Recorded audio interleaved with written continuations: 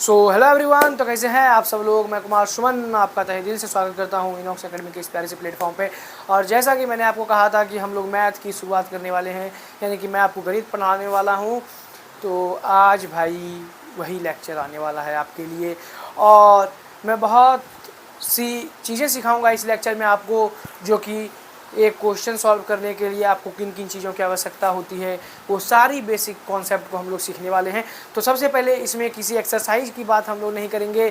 Class 6 का math का जो पहला चैप्टर है आपका संख्याओं की जानकारी, उसके बेसिक कॉन्सेप्ट को हम लोग जानेंगे, जो कि एक्सरसाइज 1A के लिए ज़रूरी है।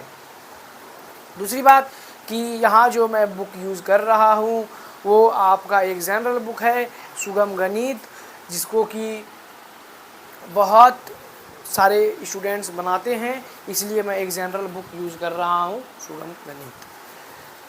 तो आज हम लोग कुछ बेसिक कॉन्सेप्ट को जानेंगे, और एक और लेक्चर में हम लोग उस लेक्चर में भी बेसिक कॉन्सेप्ट की चर्चा करेंगे, जिससे कि आपके एक्सरसाइज 1A में किसी भी प्रकार की समस्या नहीं आने वाली है, अगर आप दोनों लेक्चर्स को आराम से देख लेते हैं तो। और अगर आप ये लेक्चर पूरे अच्छे से कंप्लीट कर लेते हैं तो आपको किसी भी प्रकार की समस्या तो बिल्कुल नहीं आएगी, सवाल में आप कहीं नहीं रुकेंगे। और अगर आप अटकते हैं तो एक बार आप अच्छे तरीके से रिवाइज कीजिएगा फिर से, तो आप फिर से उन सवालों को कीजिएगा, तो वो सवाल आपसे बिल्कुल हो जाएंगे। सबसे पहले बेसिक टर्म की मैं बात करूं तो इस चैप्टर का जो नाम है संख्याओं की जानकारी, मतलब आपको संख्याओं के बारे में जानना है कि संख्याएं क्या क्या कर सकती हैं, हमारे लिए संख्याएं क्यों इम्पॉर्टेंट हैं और हमें इन्हें पढ़ने की ज़रूरत क्यों पड़ती है। दूसरी बात कि सबसे पहली बात मेरे भाई, प्राकृतिक संख्या या फिर प्राकृतिक संख्या किसे कहते हैं, जैसे कि आपका हेडिंग लगा हुआ है पीछे, प्राकृतिक संख्या या फिर प्राकृतिक संख्या किसे कहते हैं, पहला आपका यही है। तो आपने क्लास 5 में पढ़ लिया होगा अच्छे तरीके से इस चीज़ को कि प्राकृतिक संख्याएं किसे कहते हैं। किसी को याद है? अगर किसी को याद है तो कमेंट में लिख दीजिएगा, और अगर नहीं याद है तो क्या बोलूँ मैं पढ़ाने वाला हूँ, कोई दिक्कत आपको नहीं लेना है, ठीक है। और प्राकृतिक संख्याएं, पहली बात कि जिस भी वस्तु को हम लोग गिनने में गिनती के लिए जिन संख्याओं को हम लोग उपयोग में लाते हैं उसे ही प्राकृतिक संख्याएं कहते हैं। यानी कि वस्तुओं की गणना में उपयोग में आने वाली संख्या को ही हम लोग क्या कहते हैं, प्राकृतिक संख्याएं कहते हैं। जैसे 1 2 3 4 5 6 7 8 9 10 11 12 13 14 से लेके इन्फिनिटी तक आप कहीं तक भी कर सकते हैं। कोई सबसे बड़ी संख्या आज तक कोई डिफाइन नहीं कर पाया है, सबसे छोटी संख्या 1 है। और जो है कि बड़ी संख्याओं का निरूपण संभव नहीं है मेरे दोस्त। ऐसा इसीलिए क्योंकि आप सबसे बड़ी संख्या को लिख ही नहीं सकते। आप जो संख्या लिखेंगे आपको लगेगा कि ये सबसे बड़ी है, लेकिन ऐसा नहीं है। बड़ी संख्याओं को हम लोग आज तक डिनोट ही नहीं कर पाए हैं, क्योंकि उसका हमें पता ही नहीं है। तो जब प्राकृतिक संख्याओं के बारे में हम लोग पहले लिख लेते हैं, उसके बाद फिर हम लोग आगे बढ़ेंगे कि प्राकृतिक संख्याएं हम लोग कहते किसे हैं। तो प्राकृतिक संख्याएं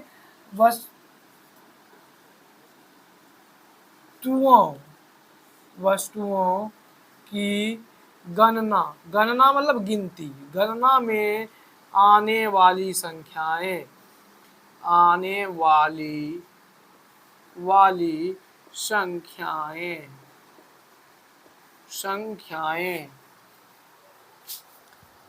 संख्याएं वस्तुओं की गणना में आने वाली संख्याएं। मैं यहाँ तक ही लिखने वाला था, लेकिन पूरा लिख देता हूँ मैं, ताकि आप लोगों को कोई प्रॉब्लम ना हो। संख्याओं को ही प्राकृत या फिर प्राकृतिक संख्या कहते हैं। संख्या कहते हैं वस्तुओं की गणना में आने वाली संख्याओं को ही हम लोग क्या कहते हैं, प्राकृत या फिर प्राकृतिक संख्याएं कहते हैं। जैसे मेरे दोस्त यहाँ पे मैं एग्जाम्पल की बात करूँ, एग्जाम्पल तो आपका 1 2 3 4 5 6 7 8 लेते लेते लेते लेते आप इन्फिनिटी तक जा सकते हो। तो इसी को कहते हैं हम लोग कि ये भैया प्राकृतिक संख्या है। दूसरी बात कि हमें ऐसा लगता है ना कि प्राकृतिक संख्याएं जो होती हैं उनका जन्म हमें बचपन से उसका ज्ञान हमें जो होता है जन्म से ही होता है, यानी कि बचपन से ही होता है। जन्म से होता है कहने का अर्थ है कि बचपन से ही होता है। इन संख्याओं से हम इतने अच्छे तरीके से परिचित होते हैं कि हमें लगता है ये हमें बचपन से ही आता है। क्यों? क्योंकि जब कोई बच्चा जन्म लेता है तो उसे सबसे पहले क्या सिखाया जाता है? 1 2 3 4, यानी कि 1 2 3। हिंदी में 1 2 3, इंग्लिश में 1 2 3 4। तो ऐसे ही एक जर्मन के महान गणितज्ञ थे जिनका नाम था क्रॉनेकर। जर्मन के महान गणितज्ञ जिनका नाम क्या था? क्रॉनेकर। उन्होंने ये कहा था कि प्राकृतिक संख्याएं किनकी देन है? तो भगवान की देन है। प्राकृतिक संख्याएं भगवान की देन है। और शायद इसी वजह से भगवान की देन है ये संख्याएं, शायद इसी वजह से इसका नाम क्या पड़ गया? प्राकृतिक संख्याएं या फिर प्राकृतिक संख्याएं।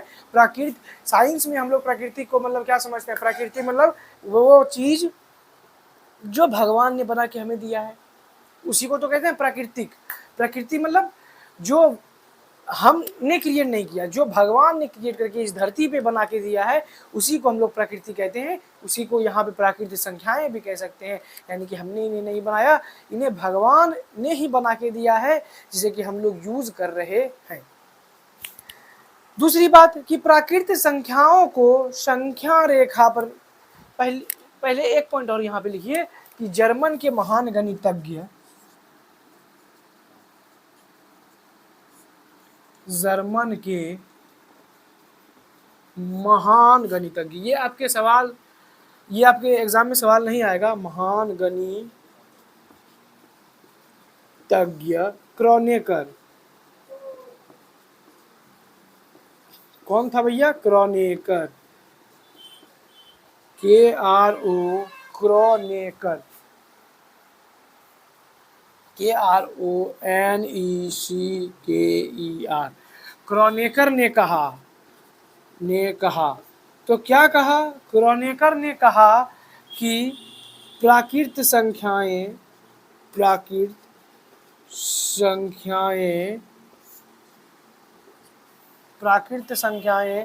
भगवान की देन है, भगवान की देन है। प्राकृतिक संख्याएं जो है वो किनकी देन है? तो भगवान की देन है।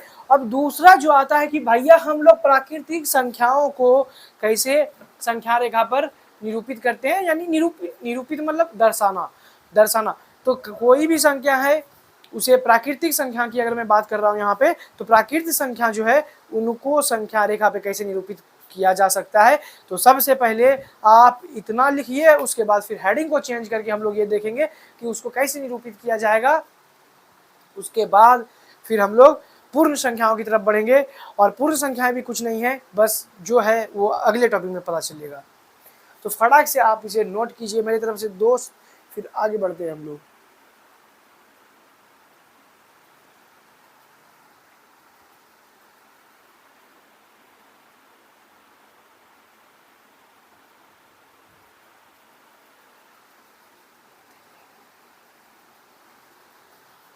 देखो अब क्या है कि पहले इसे मैं मिटा दूं, ठीक है?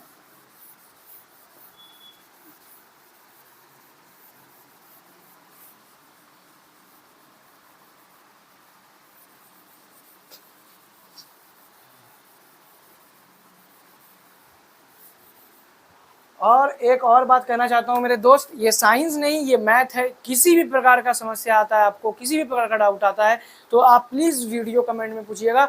और क्योंकि नहीं पूछने के बाद आप पहले खुद समझने का कोशिश कीजिएगा, और अगर समझ में नहीं आता है तो पूछिएगा, मैं यहाँ पे खड़ा हूँ समझाने के लिए। तो बिल्कुल शर्म नहीं करना पूछने में, किसी भी प्रकार जब भी आप पूछिएगा आपके डाउट का जवाब आपको मिल जाएगा, या तो कमेंट में मिल जाएगा या फिर टेलीग्राम चैनल पे मिल जाएगा। PDF आपको टेलीग्राम चैनल पे मिल ही जाता है। तो सबसे पहली बात कि प्राकृतिक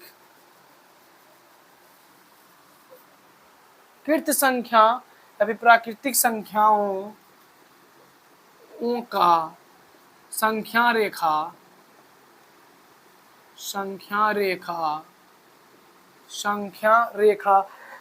रेखा को हम लोग क्या बोलते हैं? किरण भी बोलते हैं। किरण किरण किरण।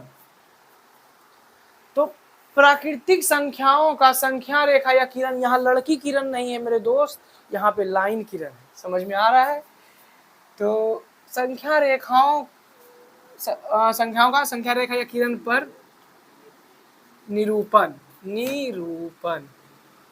ये मत समझ आना कि सर किरण पे बोले थे तो किरण को मंगाइए क्लास में, ऐसा नहीं होने वाला है, ठीक है?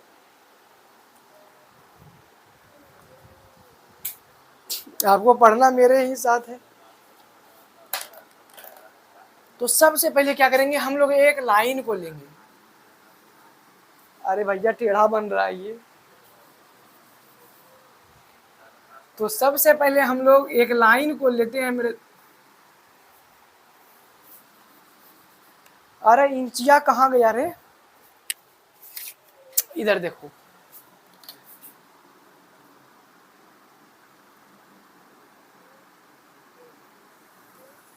अब की हुआ ना,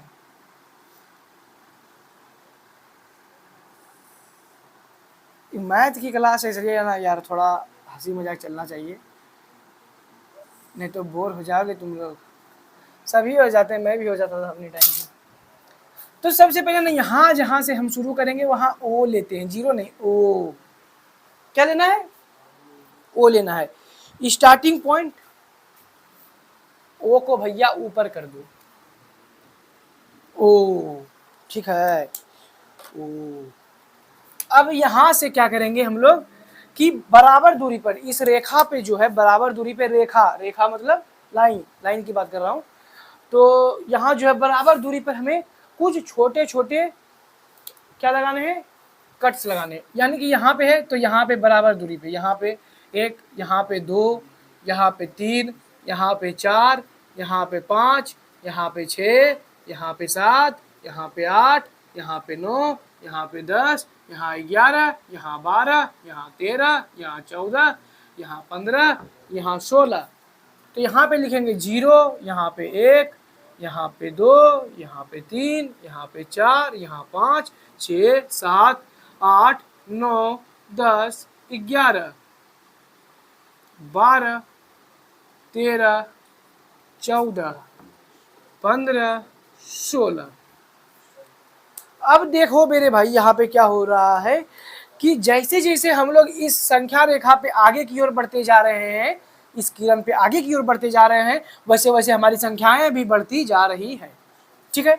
जैसे जैसे हम लोग इधर बढ़ते जा रहे हैं, संख्याएं बढ़ती जा रही है। आप संख्याओं को अगर आगे बढ़ाते जाते हैं, संख्याओं को अगर आप आगे बढ़ाते जाते हैं तो कहाँ तक आप जा सकते हैं? इन्फिनिटी तक जा सकते हैं। तो ये भी आपकी लाइन क्या होगी? बढ़ती हुई चली जाएगी, ठीक है? लाइन भी आपका बढ़ता हुआ चला जाएगा और आपके अंक भी बढ़ते हुए चले जाएंगे। अब यहाँ पे आपको दो बातें नोटिस करनी है। पहली बात कि जो भी संख्या को आप उठाते हैं, अगर मैं 9 को उठा लूँ, उठाना मतलब ये बोर्ड पे ही लिखा रहेगा, उठाना मतलब इसके बारे में मैं रेफरेंस ले रहा हूँ। क्या रेफरेंस ले रहा हूँ? कि 9 जो है अपनी बाईं ओर, अब इसका बायां किधर है भैया? इधर है, बायां 8 है, ठीक है, बायां 8। तो 8 से बड़ी है, 9 जो है वो 8 से बड़ी है, लेकिन इसका दायां वाला जो संख्या है, दायां वाला क्या है? दायां वाला ये 10, दायां वाला 10 है, दायां वाला 10 है और ये बायां वाला 8 है। तो बीच में 9 है, 8 और 10 के बीच में क्या आता है? 9 आता है। तो ये 9 जो है दाईं वाली संख्या, ठीक है, दाईं वाली संख्या से छोटी और बाईं वाली संख्या से बड़ी, बाईं वाली संख्या से बड़ी और दाईं वाली संख्या से छोटी है। तो यहां तक आपको कोई प्रॉब्लम समझने में कोई समस्या नहीं।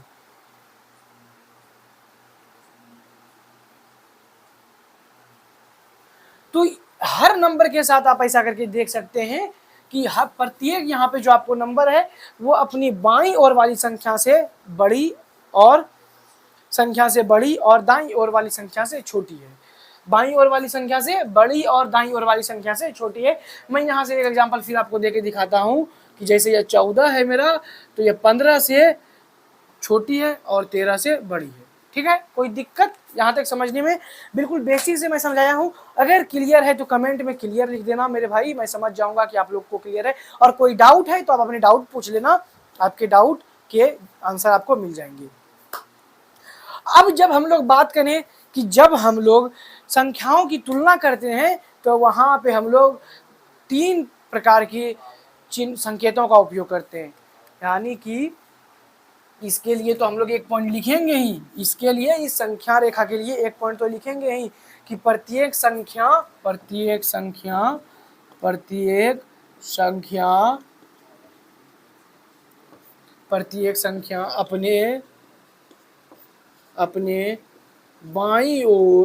अपने बाईं ओर की संख्या से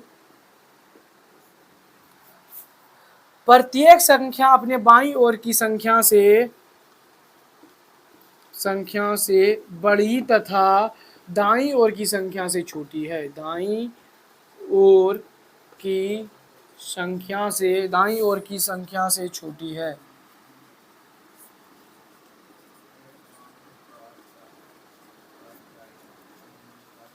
तो प्रत्येक संख्या अपने बाईं ओर की संख्या से बड़ी और दाईं ओर की संख्या से छोटी है या फिर होती है?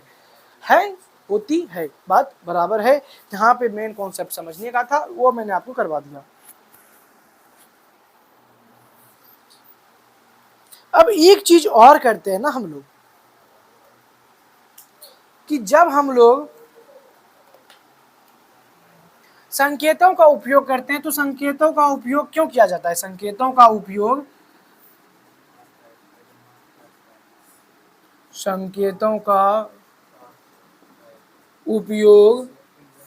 किस लिए किया जाता है? संख्याओं की तुलना के लिए। संख्याओं की तुलना करने के लिए, यानी कि संकेतों का अगर हम लोग उपयोग करें तो संकेत का उपयोग किस लिए किया जाता है? संख्याओं की तुलना के लिए। और मेरे भाई वो संकेत कौन कौन से हैं? वो संकेत आपको यहाँ पे देखने को मिल जाता है। ये हो गया एक, और इसी में मैं लिख देता हूँ ये हो गया एक, और ये हो गया, और ऐसे कर दिए, इसका मतलब ये भी एक संकेत है। अब इसका मतलब हुआ कि पहली संख्या दूसरी संख्या से बड़ी। क्या यहां तक आपको दिख रहा है? पहली संख्या दूसरी संख्या से बड़ी है, दूसरी संख्या से बड़ी है।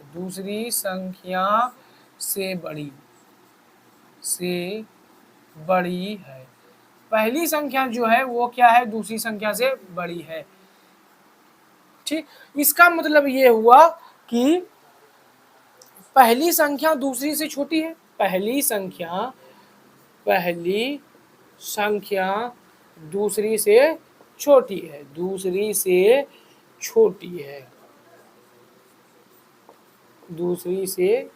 है। पहली संख्या दूसरी से छोटी है, और इसका मतलब तो हर कोई जानता है। अगर आपको भी पता होगा इसका मतलब, और अगर मेरे भाई नहीं पता है तो मतलब सोच लो तुम कितने ऊपर लेवल के प्लेयर हो मैथ में। तो इसका मतलब हो गया बराबर है,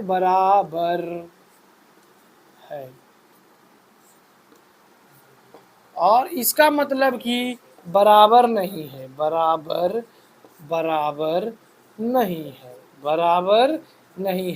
तो क्या बराबर नहीं है? संख्याएं बराबर हैं तो इसका उपयोग करेंगे, बराबर नहीं है तो इसका उपयोग करेंगे, और बड़ी और छोटी दर्शाने के लिए इन दोनों संकेतों का उपयोग हम लोग करेंगे। यहाँ तक कोई समस्या? आप इसे एक बार नोट कीजिए, फिर मैं आपको कुछ एग्जाम्पल इसी में लेके दिखा देता हूँ आपको। मैं यहाँ पे साइड में जैसे कि मेरे दोस्त यहाँ पे मैं एग्जाम्पल की बात करूँ तो आपके सामने पहला एग्जाम्पल है 4 और 3 का एग्जाम्पल। आपको सूटेबल जो लगे वो यहाँ पे चिन्ह भरना है। 4 और 3 का एग्जाम्पल दूसरा में है, 3 और 4 का एग्जाम्पल तीसरा में है, 7 और 7 का एग्जाम्पल चौथा में है,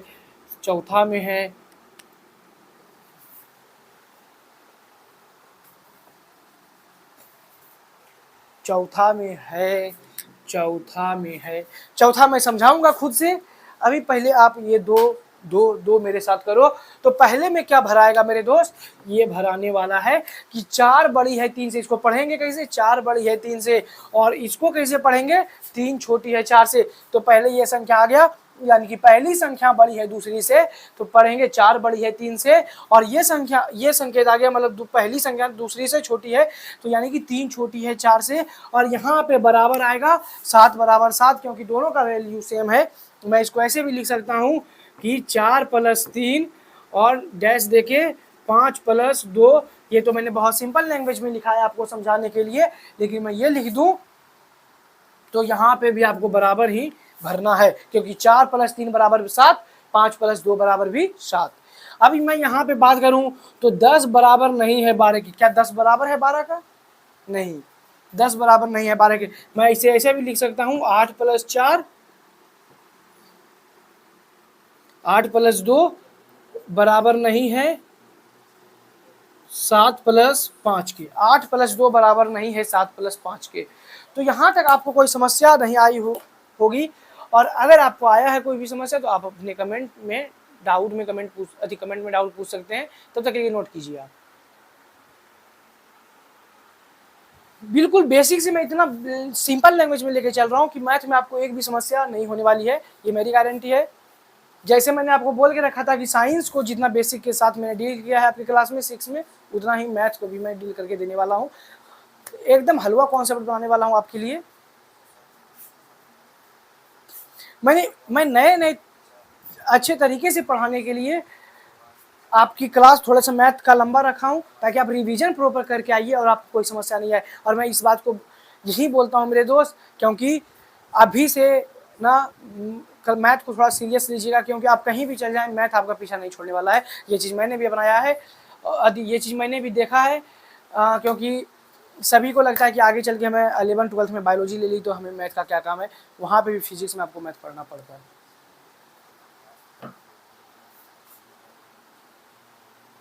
तो यहाँ तक आप इसे नोट कीजिए। फिर हम लोग पूर्ण संख्याओं पे आते हैं। पूर्ण संख्या किसे कहते हैं, सबसे पहले आप इसे नोट कीजिए, फिर पूर्ण संख्याओं के बारे में जानेंगे हम लोग। तो इसे मैं मिटा दूं, हेडिंग भी हमारा चेंज हो जाएगा, पूर्ण संख्या हो जाएगा। इसे भी मैं मिटा देता हूं।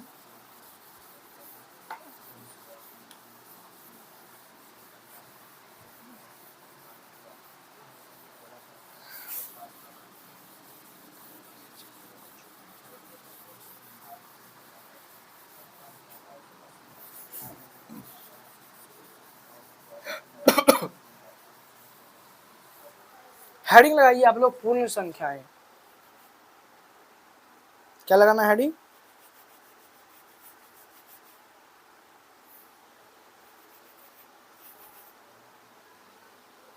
पूर्ण संख्याएं।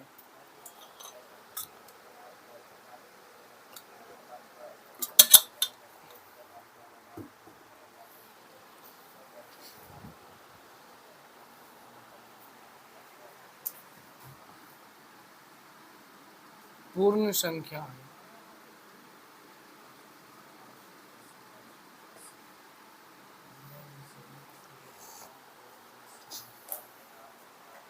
तो पूर्ण संख्याएं क्या है, जैसे कि आपने प्राकृतिक संख्याएं पढ़ी, तो जैसे कि आपने प्राकृतिक संख्याओं के बारे में जान लिया कि प्राकृतिक संख्याएं किसे कहते हैं, गिनती में आने वाली संख्याओं को ही पूर्ण संख्या के प्राकृतिक संख्या कहते हैं। तो उसी प्रकार पूर्ण संख्या भी कुछ नहीं मेरे दोस्त, प्राकृतिक संख्याओं में जब जीरो ऐड कर दिया जाता है, यानी कि हम लोग प्राकृतिक संख्याओं की गिनती को कहाँ से शुरू किए थे, 1 2 3 4, 1 से शुरू किया था मैंने। लेकिन जब प्राकृतिक संख्या की बात करूंगा अगर मैं, तो वहां से हम लोग गिनती को कहां से शुरू करने वाले हैं, 0 से। 0 1 2 3 4, 0 1 2 3 4। तो समझना प्राकृत संख्या में जो शुरू होगा गिनती वो 1 से होने वाला है, और लेकिन जब संख्या 0 से शुरू हो जाए, 0 1 2 3 4, तो उस संख्या को हम लोग पूर्ण संख्या कहते हैं मेरे दोस्त। तो पूर्ण संख्या कुछ नहीं, बेसिकली यहां पे लिखेंगे संख्या 0 1 2 3 4 से इन्फिनिटी तक संख्या 0 1 2 3 4 को पूर्ण संख्या कहते हैं, को पूर्ण संख्या कहते हैं। यानी कि अगर मैं यहाँ पे करूं तो यहाँ पे लिख सकता हूं 0 प्लस प्राकृत संख्या। 0 प्लस प्राकृत संख्या, क्यों? क्योंकि जब प्राकृत संख्या में हम लोग 0 ऐड कर देते हैं, यानी कि गिनती में 0 ऐड कर देते हैं, तो उसे हम लोग क्या कहते हैं, पूर्ण संख्या कहने लगते हैं। प्राकृत संख्या किसे कहते हैं, गिनती की संख्या को। तो गिनती की संख्या 1 से शुरू हो जाती है तो वो प्राकृत संख्या हो जाती है, लेकिन जब 0 ऐड कर देता हूं तो वो क्या हो गया भैया, वो पूर्ण संख्या हो गया, वो पूर्ण संख्या हो गया। और शून्य एक ऐसी संख्या है, शून्य यानी कि शून्य तो इसमें आया, तो शून्य का तो कोई वैल्यू नहीं है, लेकिन शून्य एक ऐसी संख्या है जो एक भी नहीं की गिनती करता है। एक भी नहीं, ये समझ में नहीं आ रहा है भैया, में ये समझ में नहीं आ रहा है। एक भी नहीं मतलब क्या हुआ, एक भी नहीं का मतलब अगर मैं बोलूं कि राम के पास 0 आम, राम के पास 0 आम है, तो मैं पूछ लूं आपसे कि राम के पास कितने आम है, तो आप क्या बोलिएगा, राम के पास एक भी आम नहीं है। 0 आम है मतलब एक भी आम नहीं है। तो वही तो यहाँ ये कह रहा है ना कि शून्य एक ऐसी संख्या है जो कुछ भी नहीं की गिनती करता है, कुछ भी नहीं। कुछ भी नहीं मतलब शून्य, कुछ भी नहीं का मतलब शून्य। तो यहाँ पे हम लोग लिखेंगे कि शून्य एक ऐसी संख्या है, शून्य यानी कि 0 एक ऐसी संख्या है, एक ऐसी संख्या है, शून्य एक ऐसी संख्या है जो एक भी नहीं, जो एक भी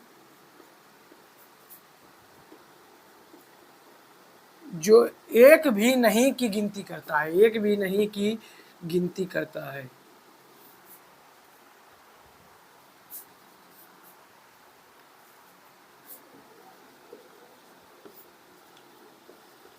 जो एक भी नहीं की गिनती करता है, एक भी नहीं की गिनती करता है। और अब ध्यान से सुनना मेरी बात कि कुछ चीज़ें हमें याद रखनी होती है, ठीक है, कुछ चीज़ें याद रखनी होती है। अगर आपके पेपर में ये सवाल देखने को मिल जाए कि सबसे छोटी प्राकृतिक संख्याएं क्या है, तो प्राकृतिक संख्याओं में सबसे छोटी संख्या 1 होती है, क्योंकि 1 से ही हम लोगों ने प्राकृतिक संख्या की गिनती को चालू किया था। जबकि सबसे बड़ी प्राकृतिक संख्याओं को हम लोग नहीं लिख सकते, सबसे बड़ी प्राकृतिक संख्याओं को क्या कर सकते हैं, लिख सकते हैं मेरे भाई, नहीं। मैंने ये भी बताया था। तो यहाँ पे नोट डाल के हम लोग कुछ पॉइंट को लिखेंगे, नोट पहले डालेंगे फिर कुछ पॉइंट को लिखेंगे। तो पहले लिखेंगे हम लोग कि सबसे छोटी प्राकृतिक संख्या, सबसे छोटी प्राकृतिक संख्या, सबसे छोटी प्राकृतिक संख्या, सबसे छोटी प्राकृतिक संख्या, छोटी प्राकृतिक संख्या, सबसे छोटी प्राकृतिक संख्या क्या है, सबसे छोटी प्राकृतिक संख्या क्या है, सबसे छोटी प्राकृतिक संख्या, सबसे छोटी प्राकृतिक संख्या क्या है, क्या है, क्या है, एक है, एक है। और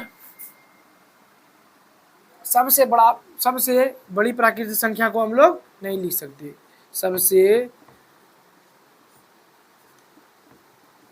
बड़ी प्राकृतिक संख्या, सबसे बड़ी प्राकृतिक संख्या को क्या कर सकते हैं हम लोग, निरूपित ही नहीं कर सकते मेरे दोस्त, निरूपित ही नहीं कर सकते। सबसे बड़ी प्राकृतिक संख्याओं को क्या कर सकते हैं, निरूपित ही नहीं कर सकते हैं, यानी कि उसे हम लोग नहीं लिख सकते। सबसे छोटी पूर्ण संख्या क्या है मेरे दोस्त, सबसे छोटी पूर्ण संख्या जो है वो हमारा 1 है। सबसे छोटी पूर्ण संख्या, सबसे छोटी पूर्ण संख्या शून्य है। ठीक है, सबसे छोटी पूर्ण संख्या शून्य है और सबसे बड़ी पूर्ण संख्या, सबसे बड़ी पूर्ण संख्या, सबसे बड़ी पूर्ण, इसका मतलब ये हुआ कि मैंने ऊपर वाला ही यहाँ पे लिख दिया शॉर्ट में पूर्ण संख्या। इसको भी क्या कर सकते हैं हम लोग मेरे भाई, इसे भी हम लोग निरूपित नहीं कर सकते, यानी कि इसे भी हम लोग नहीं लिख सकते। ठीक है, अब एक सवाल ध्यान से सुनना, एक सवाल ध्यान से सुनना। आपके पास ये सवाल आया कि क्या सभी क्या सभी पूर्ण संख्याएं प्राकृत संख्याएं हैं? क्या सभी पूर्ण संख्याएं प्राकृत संख्याएं हैं? तो इसका जवाब आपको हाँ या ना में देना है मेरे भाई, हाँ या ना में। तो क्या सभी, ध्यान से सुनना सवाल को, बहुत ही आसान सवाल है, लेकिन आप सोचिएगा नहीं अच्छे तरीके से तो नहीं होगा। क्या सभी पूर्ण संख्याएं प्राकृत संख्याएं हैं? क्या सभी पूर्ण संख्याएं प्राकृतिक संख्याएं हैं? नहीं या हाँ, आप कमेंट में इसका जवाब लिखना। मैं इसको लास्ट में डिस्कस करूंगा कि क्या सभी पूर्ण संख्याएं प्राकृतिक संख्याएं हैं या नहीं। कुछ तो बोलेंगे भैया अभी बता दो मेरे को, अभी ना मेरे समझ में नहीं आ रहा, अभी बताओ मेरे को, नहीं वरना मेरे को ना लास्ट तक मन नहीं लगेगा। तो सुनो मेरी बात को, सभी पूर्ण संख्याएं प्राकृतिक संख्या नहीं हो सकती मेरे को। क्यों? क्योंकि पूर्ण संख्या में जीरो आ रहा है ना, वो प्राकृतिक संख्या में आपको देखने को नहीं मिल रहा। लेकिन सभी प्राकृतिक संख्याएं पूर्ण संख्याएं हो सकती है, क्योंकि पूर्ण संख्याओं में जीरो को छोड़ के बाकी सभी तो प्राकृतिक संख्याएं हैं। पूर्ण संख्या में शून्य को छोड़ के बाकी जितनी भी संख्या आ रही है वो संख्या प्राकृतिक संख्या में आती है। लेकिन प्राकृतिक संख्या में जीरो नहीं आता, इसलिए सभी पूर्ण संख्या प्राकृतिक संख्या नहीं है, लेकिन सभी प्राकृतिक संख्या पूर्ण संख्या है। तो यहां तक समझने में आपको कोई प्रॉब्लम नहीं हुआ होगा। तो यहाँ पे ये हम लोग लिख सकते हैं कि शून्य को छोड़कर, शून्य को छोड़कर, शून्य को छोड़कर,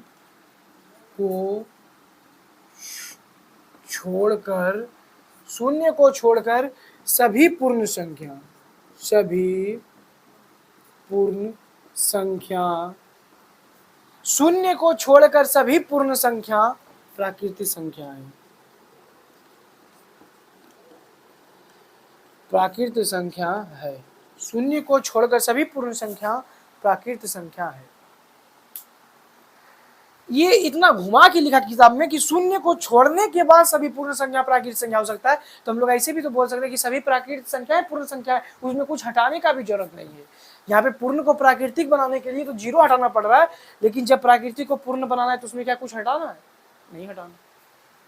तो फिर बात खत्म है। आप यहाँ तक नोट कीजिए।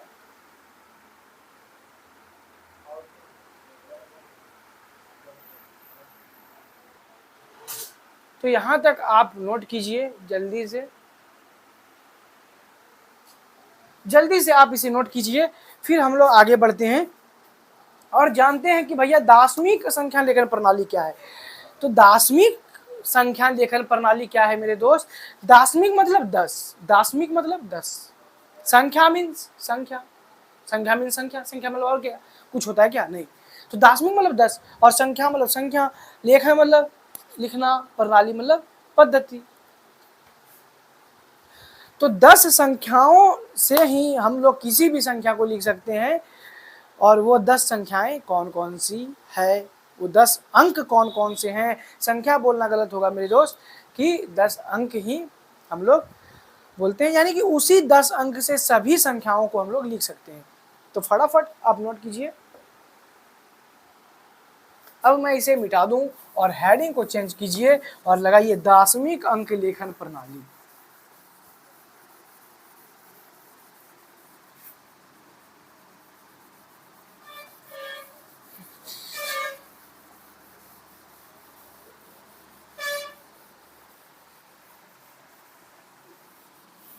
दार्शनिक अंक लेखन प्रणाली,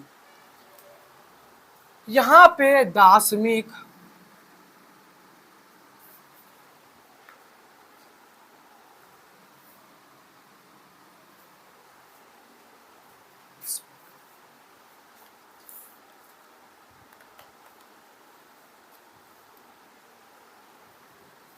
दार्शनिक नहीं, दशमिक, दशमिक संख्या लेखन प्रणाली, दशमिक संख्या लेखन प्रणाली। अब यो नयो बला का हो वो हो। अब ये नई बला क्या है? बला नहीं है मेरे दोस्त, इसे समझना। दशमिक संख्या लेखन प्रणाली मतलब कि संख्या को प्रकट करने के लिए, संख्या को प्रकट करने के लिए, संख्या को प्रकट करने के लिए, प्रकट करने के लिए, इससे भी आगे लिखूंगा मैं, लेकिन अभी सुनो। तो संख्या को प्रकट करने के लिए हम लोग किन किन अंकों का उपयोग कर सकते हैं? वो 10 अंक हैं हमारे पास, जिनसे हम किसी भी बड़ी से बड़ी संख्या को लिख सकते हैं, चाहे वो संख्या कितनी भी बड़ी हो जाए, कितनी भी बड़ी हो जाए, वही उसी 10 अंक की सहायता से हम उसे लिख सकते हैं। वही 10 अंक आपको उस संख्या में देखने को मिलेंगे। तो यहाँ पे देखिए, तो यहाँ पे संख्या को प्रकट करने के लिए 10 अंकों का उपयोग, 10 अंकों का उपयोग, 10 अंकों का उपयोग। तो संख्या को प्रकट करने के लिए 10 अंकों का उपयोग। अब वो 10 अंक कौन कौन से हैं मेरे भाई? वो 10 अंक कौन कौन से हैं? वो 10 अंक कौन कौन से हैं? वो 10 अंक कौन कौन से हैं? तो पहले तो 0 आ गया आपका, 1 आ गया आपका, 2 आ गया, 3 आ गया, 4 आ गया, 5 आ गया, 6 आ गया, 7 आ गया, 8 आ गया, 9 आ गया। तो यहाँ तक ये जो आपकी संख्या अंक, ये जो अंक हैं, ये 10 अंक हैं। इन्हीं 10 अंकों से ये दार्शनिक संख्या लेखन प्रणाली बनता है। इन्हीं 10 अंक को आपको क्या करना है? समझना है, जिससे कि हम लोग किसी भी बड़ी से बड़ी संख्या को क्या कर सकते हैं? क्या कर सकते हैं? लिख सकते हैं, इसी 10 अंक की सहायता से। अब मेरा बात को ध्यान से सुनना मेरे भाई, मेरी बातों को ध्यान से सुनना। ये 9 जो है आपका, इस 10 अंक में 9 जो है और 0 जो है, 9 और 0 जो है आपका, वो क्या है? 9 जो है आपका वो सबसे बड़ी संख्या है। इसी 10 अंक की मैं बात कर रहा हूं, तो वो जो है सबसे बड़ी संख्या है, सबसे बड़ी संख्या है। और सबसे छोटी संख्या, जैसे कि वहां पे वो 9 सबसे बड़ी संख्या है, तो यह यहाँ पे 0 सबसे छोटी संख्या है, सबसे छोटी संख्या है, सबसे छोटी संख्या। तो इन 10 अंकों में 0 सबसे छोटा और 9 सबसे बड़ा है, ठीक है? सबसे छोटा और सबसे बड़ा। अब जो है कि बड़ी से बड़ी संख्या को लिखने के लिए हम लोग इसी 10 अंकों का उपयोग करते हैं। कोई भी रैंडम नंबर मैं ले लेता हूँ, एग्जांपल समझना, कोई भी रैंडम नंबर ले लेता हूँ, 8745466892050660069864। अब जितना बड़ा संख्या लिख दो, जितना भी बड़ा लिख दो, इस बोर्ड के बाहर लिख दो, इस रूम के बाहर लिख दो, कितना भी बड़ा संख्या लिख दो, कागज में भर दो पूरी संख्या, वो इसी 10 नंबर से वो संख्याएं आने वाली है। क्या यहाँ तक आपको क्लियर है? बिल्कुल बेसिक से बता रहा हूं मैं, इसी 10 अंक से आप किसी भी संख्या को लिख सकते हैं। तो यहाँ तक आपको क्लियर हो गया होगा। तो यहाँ पे हम लोग लिखेंगे कि बड़ी से बड़ी संख्या, बड़ी से बड़ी संख्या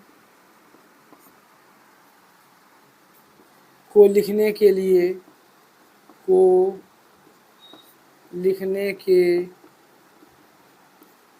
बड़ी से बड़ी संख्या को लिखने के लिए इसी 10 अंकों का उपयोग, इसी 10 अंकों का उपयोग, बड़ी से बड़ी संख्या को लिखने के लिए इसी 10 अंकों का उपयोग। थोड़ा सा राइटिंग टेढ़ा हो गया, मैं देख रहा हूं। अब एक अंक की सबसे छोटी पूर्ण संख्या क्या है? एक अंक की सबसे छोटी पूर्ण संख्या, सबसे छोटी पूर्ण संख्या, छोटी पूर्ण संख्या। तो 0 है। एक अंक की सबसे छोटी पूर्ण संख्या क्या है मेरे भाई? भाई 0 है। अब यहाँ पे मैं लिख दूं कि 2 अंक की सबसे छोटी पूर्ण संख्या क्या है? तो 2 अंक कहाँ से शुरू होता है लिखना? आप जैसे 0 0 1 2 3 4 5 6 7 8 9 10, जैसे 10 पे आते हो, जैसे 10 पे आते हो उसके बाद 1 2 3 4 5 6 7 8 9 10, 10 यहाँ पे आ रहा है। जैसे 10 पे आते हो तो 10 में 2 अंक आ जाते हैं। 10 में कितने अंक आ जाते हैं? 2 अंक आ जाते हैं। 10 में 2 अंक आ जाते हैं। तो सबसे छोटा संख्या तो यही है 2 अंक का, सबसे छोटी पूर्ण संख्या तो यही है। तो यहाँ पे हम लोग लिखेंगे कि सबसे छोटी पूर्ण संख्याएं 10 है। अब यहाँ पे मैं बात करूं तो 3 अंकों की सबसे छोटी पूर्ण संख्या क्या है? तो 10 से लेके आप जब 99 पे जाते हो तो वहां तक 2 अंक ही रहते हैं। लेकिन जब 100 पे चले जाते हो, 100 पे चले जाते हो मेरे भाई, तो इसमें 3 अंक आपको देखने को मिल जाते हैं। कितने अंक आपको देखने को मिल जाते हैं? तो इसमें 3 अंक आपको देखने को मिल जाते हैं। तो यानी कि 3 अंक का शुरुआत ये 100 से हो रहा है और 2 अंक का शुरुआत 10 से हो रहा है। तो ये सबसे छोटी पूर्ण संख्या है 2 अंकों की 10 और 3 अंकों की 100। तो यहाँ तक छोटी पूर्ण संख्या की बात हम लोगों ने की। ठीक है, आपकी किताब में आता भी है कि 5 अंकों की सबसे बड़ी पूर्ण संख्या लिखिए, सबसे छोटी लिखिए। अभी बड़ी को भी समझना है, ऐसा सोचना नहीं है कि मैं बड़ी संख्या के बारे में नहीं बताऊंगा।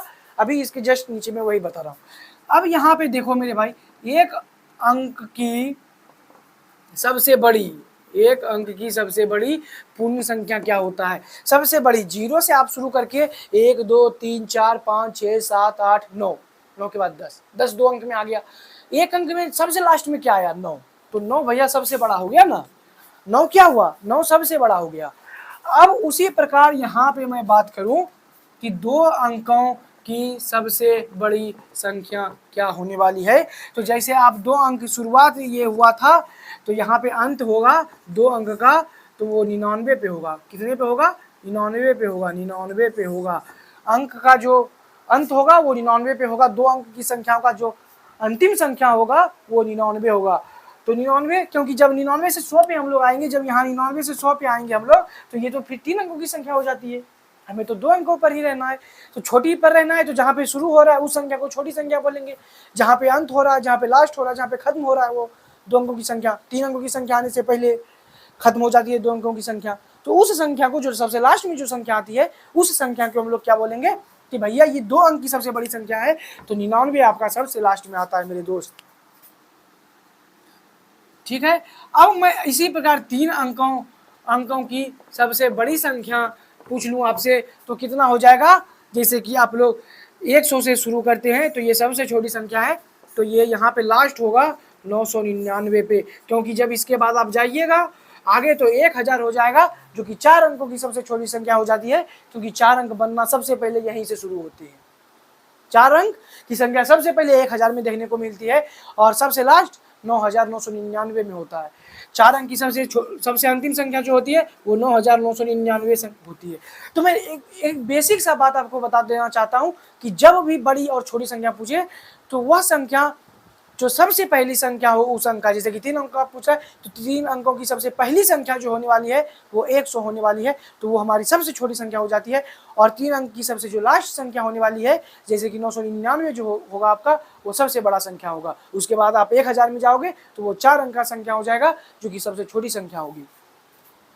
तो यहाँ पे मैं भैया 999 बना देता हूँ। तो इतना ही आपको समझना था, और आगे ऐसा नहीं है कि और आपसे पूछे नहीं जाएंगे। आप जब अभी प्रश्नमाला में आएंगे तो आपसे ये भी पूछा जाएगा कि 4 अंकों की सबसे बड़ी संख्या बताइए, 5 अंकों की सबसे छोटी संख्या बताइए, 7 अंकों की सबसे बड़ी, 6 अंकों की सबसे छोटी संख्या का अंतर क्या होने वाला है। इन सभी चीज़ों को आपको समझना पड़ेगा उस एक्सरसाइज में। उससे पहले ही मैं क्लियर कर देना चाहता हूँ, और इतने अच्छे तरीके से बताया हूँ कि आपको 1% कहीं पर भी किसी भी प्रकार का डाउट नहीं होगा, अगर आप अच्छे तरीके से लेक्चर को अटेंड कर रहे हैं तो। और अपने दोस्तों के साथ भी शेयर कीजिए, अपने रिलेटिव्स के साथ भी शेयर कीजिए, जो अभी मैथ और साइंस पढ़ रहे हैं हमारे साथ 6-7 में, जो भी बच्चे भी चल रहे हैं हमारे साथ, 7 भी बहुत जल्दी शुरू होने वाला है साइंस का, तो उनके साथ भी शेयर कीजिए, ताकि उन्हें भी अच्छे तरीके से पढ़ पाए वो, और एक अच्छा एजुकेशन उन्हें भी मिल पाए। तो यहाँ पे मैंने इतना आसान तरीके से बताया है आपको कि एक भी चीज़ ऐसा नहीं छोड़ा गया आपको कि वास्ट लगे, नहीं, इतना मतलब बेसिक तरीका समझो ना। मैंने बचपन में मैंने इतना अच्छे तरीके से नहीं समझा था जितना आपको समझा दिया हूँ मैं इसलिए मैं बोल रहा हूँ कि बहुत बेसिक तरीका है मेरे दोस्त। हम लोग क्या करते थे उस टाइम कि हम लोगों को रटवाया गया था कि अगर 5 अंक का पूछ ले तो 5 9 लगा देना। ये भी एक तरीका है कि अगर आपको पूछ ले कि किसी भी संख्या की सबसे बड़ी संख्या, एक तरीका मान लो, मैं इधर बता देता हूँ, मान लो मैंने जो लगाया था वो भी तरीका है, लेकिन ये मैंने समझाने के लिए बताया। अब ट्रिक बताता हूँ, देख लो। 5 अंक आपको पूछ लिया ना, 5 अंक का सबसे बड़ा संख्या आपको पूछ लिया, ठीक है, तो 5 9 लगा दो, ठीक है। ये 5 अंक की सबसे बड़ी संख्या हो गई।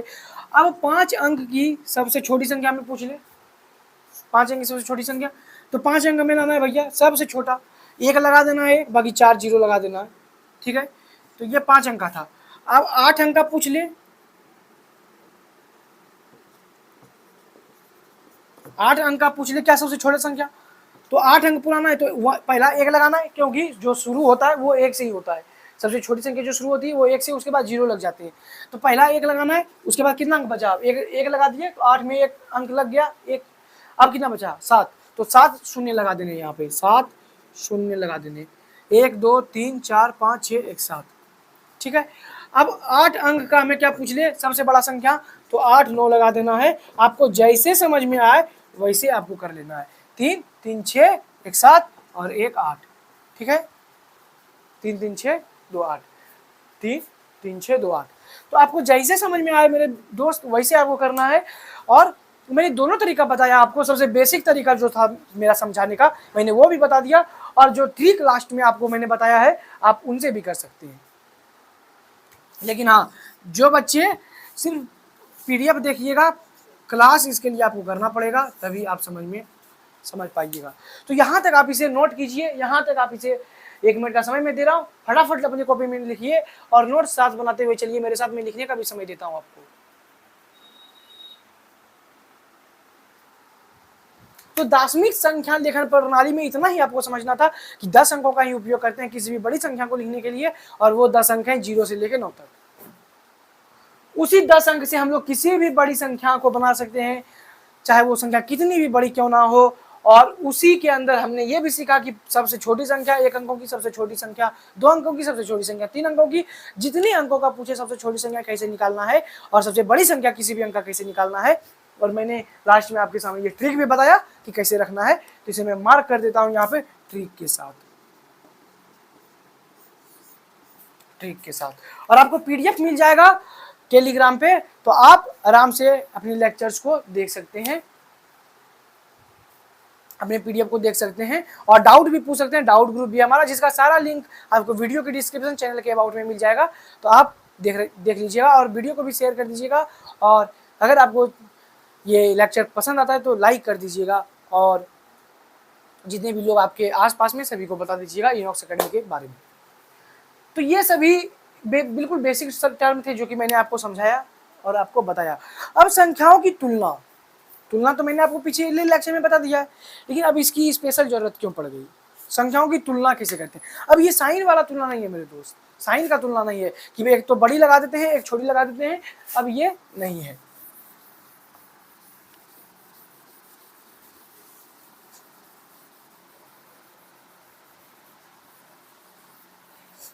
संख्याओं की तुलना,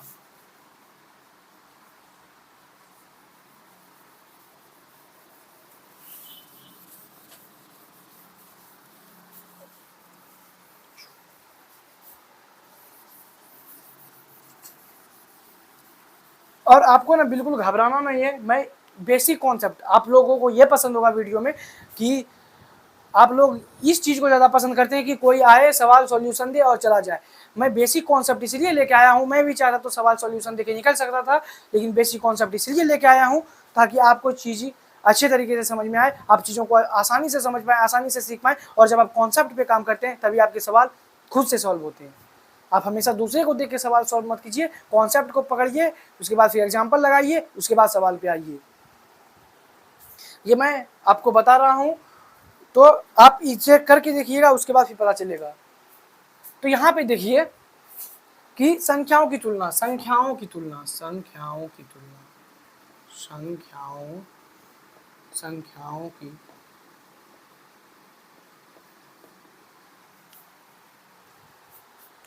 संख्याओं की तुलना। अब संख्याओं की तुलना क्या है? थोड़ा सा पानी पी लूं मैं।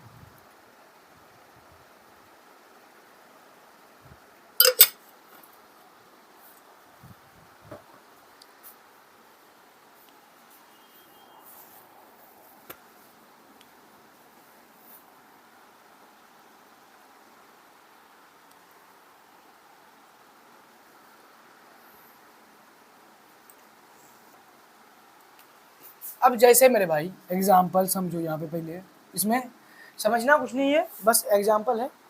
अब जैसे मैं बात करूं 93 और 128 की, इसका मतलब और होता है 93 और 128 की, और मैं आपसे ये पूछूं कि इनमें कौन सी संख्या बड़ी है और कौन सी संख्या छोटी है, तो ऑब्वियसली आप जो इसका जवाब देंगे यही देंगे, ठीक है। आपका जवाब यही होने वाला है कि भैया 93 छोटा है, 128 बड़ा है। 93 छोटा है, 128 बड़ा है। लेकिन ये तो छोटी संख्या है, तो चलिए हम लोग इसे ऐसे कर लेते हैं, पता हो जाता है। लेकिन आपके सामने मैं अगर ये संख्या रख दूं,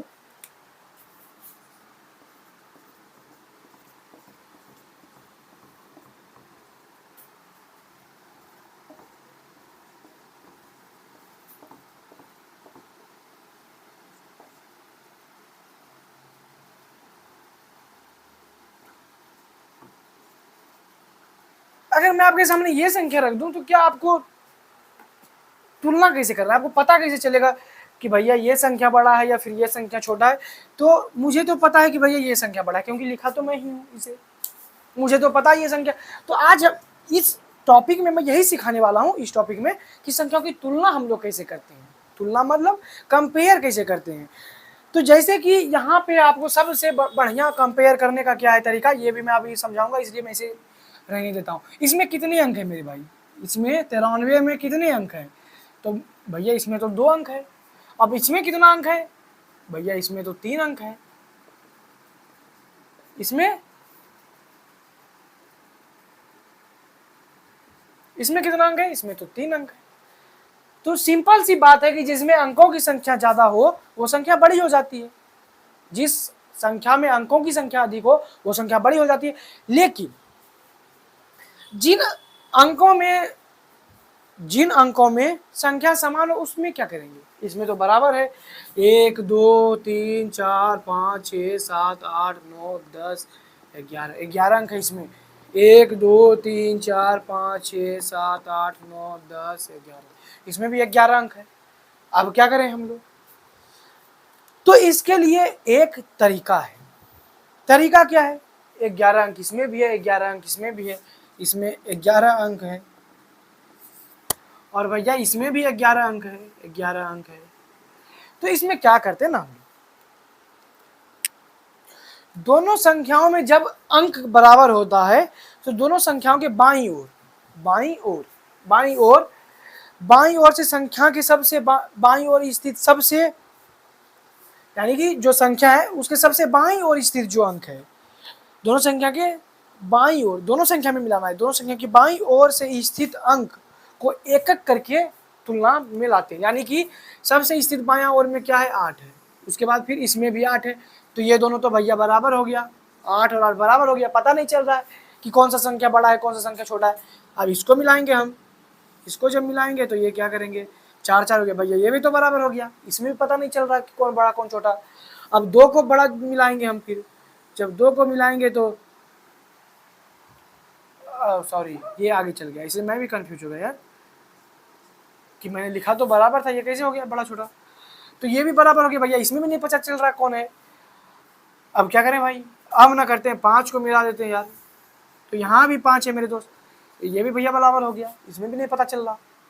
तो 4 को मिलाते हैं मेरे दोस्त, 4 में भी भैया बराबर हो गया, इसमें भी नहीं पता चल रहा। 6 को मिलाते हैं मेरे दोस्त, ये भी भैया बराबर हो गया, पता नहीं चल रहा। 4 को मिलाते हैं मेरे दोस्त, ये भी भैया पता चल गया, बराबर हो गया, पता नहीं चल रहा। भैया 8 को मिला देते हैं, नहीं भैया यहाँ पे मिला लेते हैं। हाँ अब देखिए यहाँ पे 2 आ गया, यहाँ पे 1 आ गया, तो 2 बड़ा की 1 बड़ा, 1 बड़ा, अरे कौन बोला 1 बड़ा, 2 बड़ा, तो 2 बड़ा, तो 2 बड़ा जब हुआ तो भैया ये संख्या तो बड़ा हो गया ना, ये संख्या बड़ा हो गया। जहां बड़ा संख्या पता चल जाए उसके बाद आगे मिलाने का नहीं है। जहां हमें पता चल गया, यहाँ पे पता चल गया कि भैया यहाँ 2 है, यहाँ 1 है, अब इसके बाद आगे मत मिलाना, समय वेस्ट मत करना, इसके बाद आगे मत मिलाना, क्योंकि हमें तो पता चल गया ना भैया कौन संख्या बड़ा है कौन संख्या छोटा है। सबसे पहली बात क्या है कि अगर हमें संख्या को ये पता करना है कि बड़ा है कि छोटा है, तो सबसे पहले अंक देखते हैं, सबसे पहले क्या देखते हैं, अंक देखते हैं कि दोनों संख्या में अंकों की संख्या कितनी है, इसमें 2 है, इसमें 3 है। इसमें थोड़ी करेंगे यार कि पहले मिलाएंगे, इसमें करेंगे हम लोग, पहले मिलाएंगे तो क्या हो जाएगा, 93 और 128 में अगर हम लोग मिलाने लग गए अंक को नहीं गिन के, तो भैया 93 9 3, हाँ ये बड़ा हो गया। अब मारेगा ऐसा घूसा मैं तुमको मास्टर कि 50 दिन तक फिर मैथ नहीं पढ़ पाओगे। ऐसे मत करना मेरे दोस्त, ऐसे मत करना, पहले ना कॉन्सेप्ट बिल्कुल ध्यान से समझना। जब संख्या की तुलना करना है तो पहला नियम यह कहता है कि सबसे पहले आप अंक को देखेंगे, दोनों संख्या में अंकों की संख्या कितनी है। अगर किसी में ज्यादा अंक है, किसी में कम अंक है, तो ज्यादा वाला, ज्यादा जिसमें अंक है वो संख्या तो ऑब्वियसली बड़ी है। लेकिन लेकिन लेकिन जिन संख्या में अंक दोनों में बराबर है, तो बाईं ओर स्थित दोनों में एक एक करके, दोनों ओर सबसे बाईं ओर स्थित संख्या को एक एक करके मिलाते हैं, इसका हम इसके साथ मिलाते हैं, और फिर क्या करते हैं, नहीं अगर बराबर हो जाता है तो फिर अगला अंक को देखते हैं, फिर इसके साथ मिलाते हैं, ये भी बराबर हो जाता है तो अगला अंक को फिर ऐसे करते हैं, और ऐसे धीरे धीरे करते जाते हैं जब तक हमें पूरी संख्याएं ना पता चल जाए। अब मैं एक संख्या आपको और दे रहा हूँ, 8 4 2 1 5 4, 8 4 2 1। अच्छा, तो यहाँ पे हमें क्या भरना है, यहाँ पे भैया हम ना क्या करेंगे, दोनों संख्या में अंक को गिनेंगे, 1 2 3 4 5 6, 1 2 3 4 5 6, तो इसमें भी भैया 6 अंक हैं और इसमें भी 6 अंक हैं, तो दोनों में 6 6 अंक है। तो सबसे पहले भैया इसको मिलाएंगे, 8 हो गया रे भैया, बराबर हो गया, ये नहीं पता चल रहा है, इसको मिलावेंगे, ये भी नहीं पता चल रहा है, इसको मिलावेंगे, ये भी नहीं पता चल रहा है, बराबर हो, ये भी बराबर हो, ये भी नहीं पता चल रहा है, 5 को मिलावो, 5 भी बराबर है, नहीं पता चल रहा, ये भी बराबर है, नहीं पता चल रहा। तो कहना क्या चाहते हो, कहना क्या चाहते हो भाई, कहना कुछ नहीं है, ये संख्या आपस में बराबर है, कहना क्या है, संख्या तो आपस में बराबर है। तो यही तो मैं समझा रहा हूँ, ये तुलना करने के लिए आपको सिर्फ बड़ा छोटा का तुलना नहीं करना है, ये भी करना है कि संख्या बराबर तो नहीं है। अगर नहीं मिल रहा है, दोनों में बराबर हो गया दोनों साइड, तो ऐसे थोड़ी कि हम अपने मन से, अरे हमको ना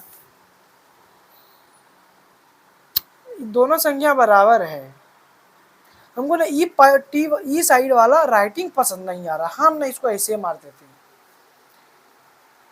हाँ राइटिंग पसंद नहीं आ रहा ये वाला, इसको ऐसे मार देते। अब चपड़गंजू ऐसे नहीं करना होता, आपको कॉन्सेप्ट से चलना होता है, समझे। तो ये पहला एग्जाम्पल आपके सामने था। अब मैं इतना समझाने के लिए ना इसको पूरा गंदा कर दिया भाई, समझ में तो आ गया होगा कि पहला क्या है, पहला अंक देखना है, पहला यहाँ पे स्टेप यहाँ पे है, पहला एग्जाम्पल आपके सामने है कि पहला आपके सामने एग्जाम्पल है और वो एग्जाम्पल आप देख रहे हैं अभी हमारे साथ। तो पहला एग्जाम्पल आपका ये हो गया। तो यहाँ पे हम लोग क्या कर सकते हैं कि 93 जो है छोटी है 128 से, या फिर इसको ऐसे भी तो लिख सकते हैं, इसको ऐसे भी तो लिख सकते हैं, इसको ऐसे भी तो लिख सकते हैं, या अगर ये अंक को इधर हमें घुमा देना है, ऐसे कर देना है, तो क्या करना है, उसके लिए क्या करना पड़ेगा, तो पहले 128 को लिख देंगे और क्या, कुछ नहीं करना है, और यहाँ पे 93 को लिख देंगे, यहाँ पे किसको लिख देंगे, 93 को लिख देंगे, हो गया। इसको पढ़ेंगे क्या, 93 छोटी है 128 से, या 128 बड़ी है 93 से, यही तो पढ़ सकते हैं ना मेरे दोस्त।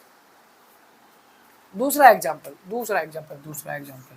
अब दूसरा एग्जाम्पल ध्यान से देखना और करना, 3847 और 3 and 3 8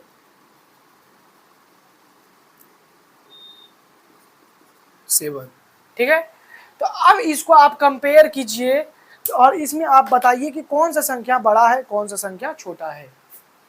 तो सबसे पहले अंक देखेंगे। भैया इसमें कितना अंक है, इसमें तो हमारा 4 अंक है, 4 अंक है। इसमें कितना अंक है बबुआ, इसमें भी 4 अंक है, इसमें भी 4 अंक है। नहीं, ऐसे तो बात नहीं बनने वाली है। अब क्या करना पड़ेगा, हमको ना कंपेयर करना पड़ेगा एक दूसरे को।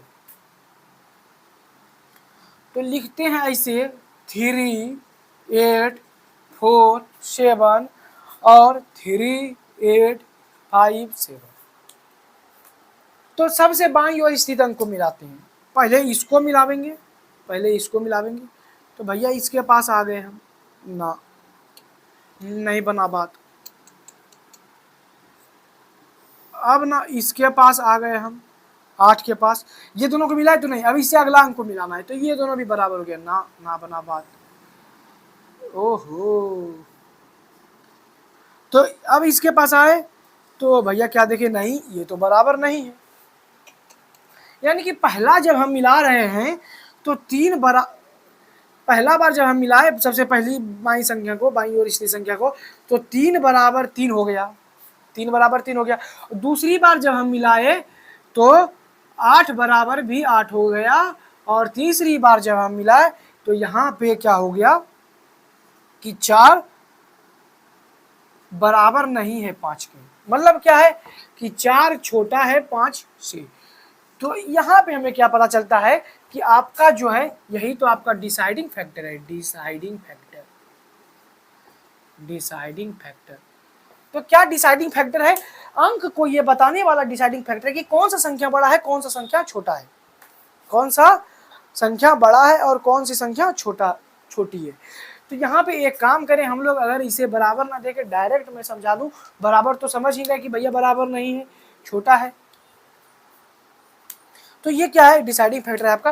तो अब हम इसे क्या लिख सकते हैं, अब ना हम लिख सकते हैं कि भैया 3, इधर मैं लिख देता हूं कि भैया 3, 8, 4, 7 छोटा है 3, 8, 5, 7 से। 3, 8, 4, 7 छोटा, यानी कि 3847 छोटा है 3857 से। यहां तक कोई दिक्कत आपको तो नहीं हुई होगी मेरे दोस्त।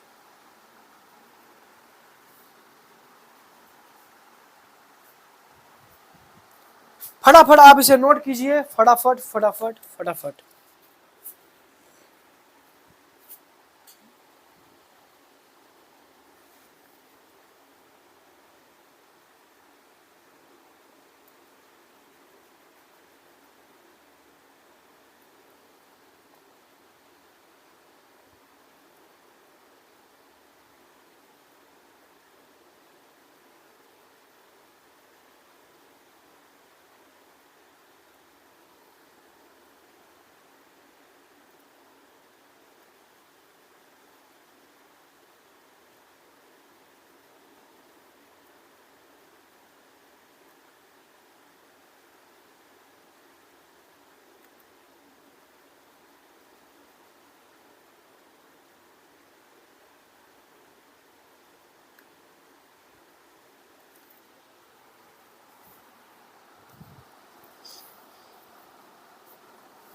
तो यहाँ पे एक चीज देखना कि 3857 बड़ा है 3847 से, लेकिन दोनों में तो अंकों की संख्या समान है, ठीक है।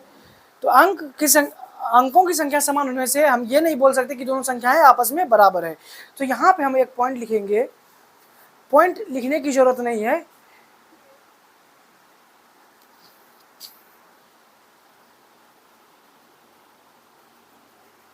तो यहाँ पे हम सीधा एक पॉइंट लिखेंगे कि जब दोनों संख्या में लिख देता हूं मैं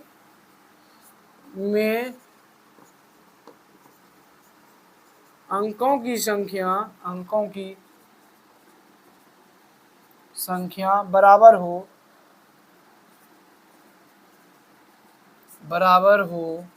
जब दोनों संख्या में अंकों की संख्या बराबर हो सबसे बाईं ओर स्थित, सबसे बाईं ओर स्थित, बाईं ओर स्थित अंकों को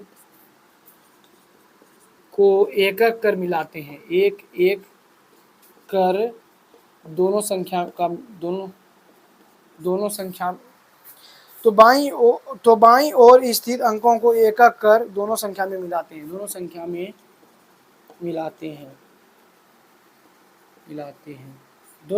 मिलाते हैं मतलब दोनों संख्या का जो सबसे बाईं अंक स्थित है, बाईं ओर स्थित अंक है, उस दोनों संख्या का एक एक करके मिलाते हैं, जैसे मैं यहाँ पे मिला के आपको दिखा रहा हूँ। तो यहाँ तक आपको सारी चीज़ें क्लियर हो गई होगी मेरे ख्याल से, क्योंकि मैंने बहुत बेसिक तरीका से बताया है। अब इससे बेसिक मेरे भाई क्या ही बोल सकता हूँ मैं, इससे बेसिक कुछ नहीं हो सकता। आपको इतना ही करके चलना पड़ेगा, इतना मैनेज करके चलना पड़ेगा मेरे दोस्त। इससे बेसिक अब मैं जा ही नहीं सकता, इससे कुछ बेसिक ही नहीं होता मेरे ख्याल से।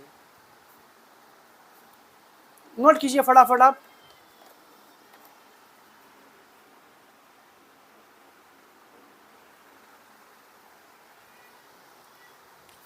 तो ये आपका डिसाइडिंग फैक्टर था, सारी चीज़ों को आपको नोट करना है कि ये आपका डिसाइडिंग फैक्टर था, ये संख्याओं की तुलना कैसे करते हैं हम लोग, ये सारी चीज़ें आपको नोट करना है।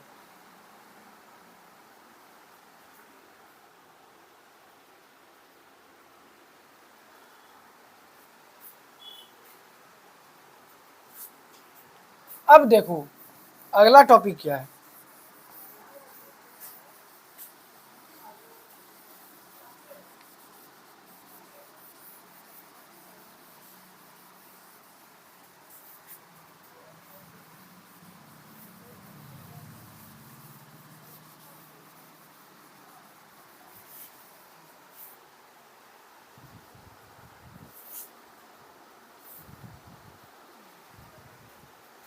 एक काम करता हूँ मेरे भाई, ये वीडियो ज़्यादा लंबा हो जाएगा आपके लिए, 1 घंटा 10 मिनट का वीडियो लगभग बन चुका है। तो अगले लेक्चर में हम लोग इसे कंटिन्यू करते हैं, और उस लेक्चर में आपका ये जो होने वाला है वो भी आपका होने वाला है बेसिक कॉन्सेप्ट का ही। तो उसमें ना हम लोग बहुत सारी बातों को और जानेंगे, फिर एक्सरसाइज के कुछ एग्जाम्पल्स को देखेंगे, और उसके बाद फिर एक्सरसाइज पे हम लोग आएंगे, और आपको एक एक सवाल मेरे तरफ से करा के दिया जाएगा, एक एक सवाल का सॉल्यूशन आपको मेरे तरफ से दिया जाएगा। तो घबराने की बात नहीं है, और लेक्चर लंबा हो जाए तो उसके लिए चिंता मत कीजिए। आप अभी जितना मेरे साथ कनेक्ट रहेंगे और जितना ज़्यादा पढ़ लेंगे उतना ही आपका हल्का हो जाएगा, सिलेबस बहुत जल्दी खत्म हो जाएगा। आज मैं थोड़ा सा लेक्चर को छोटा रख रहा हूँ, छोटा तो नहीं है ऑब्वियसली, 1 घंटे 10 मिनट का लेक्चर है, आपके लिए ज़्यादा बड़ा हो सकता है।